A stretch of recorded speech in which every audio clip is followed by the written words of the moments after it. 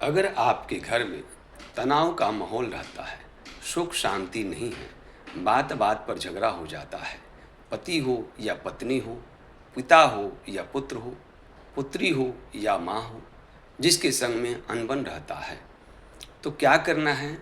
आप समझ लीजिए कि हमसे कोई पूर्व जन्म में ऐसा भूल, पाप या गलती हुआ है, जिसका दंड जो है इस जन्म में मुझे मिल रहा है।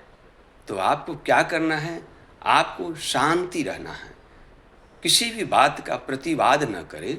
जो भी अगर बोल रहे हैं, मान लीजिए गलत ही बोल रहे हैं, तो आप समझ लीजिए कि ये हमारा पूर्व जन्मों का पाप है, जिसे मुझे भुगतना पड़ रहा है।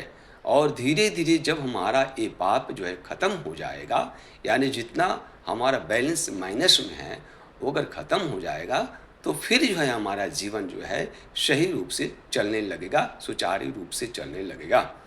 पति अगर पत्नी से नाराज है, उनके बात से असहमत है, तो क्या करना है? उनके बात को चुपचाप सहन करिए, बात का प्रतिवाद मत करिए।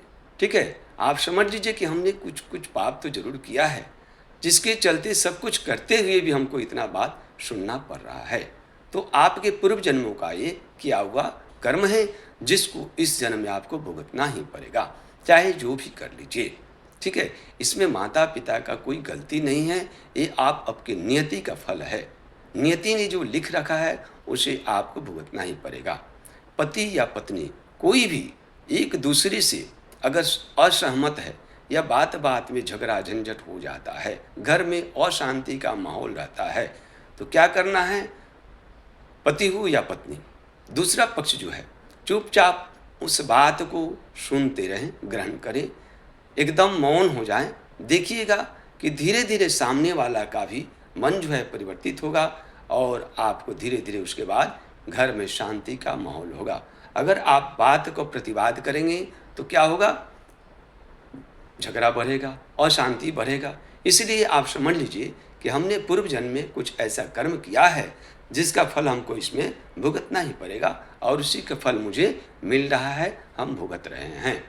इसमें कोई गलती नहीं है आपका, आप सब ठीक हैं, अभी आप सब ठीक हैं, लेकिन ये पहले का किया हुआ कर्म है, जिसको हमको भुगतना ही है। आप कितने भी पढ़े लिखे हों या अनपढ़ हों, इससे कोई लेना देना नहीं है। ये कर्मों का फल है, जिसको हमको भुगतना है। क्या करना है? जब भी घर में अशांति का माहौल हो, दूसरा पक्ष जो है शांत हो जाए, कुछ भी बोलने के लिए आप जान रहे हैं कि मेरा गलती नहीं है, सामने वाला का गलती है, फिर भी अपने नियति को मानते हुए, पूर्व जन्म के कर्म को मानते हुए आपको शांति रहना है। देखिएगा धीरे धीरे आपके घर में उनका मन भी परिवर्तन होगा, घर में सुख शांति का माहौल होगा।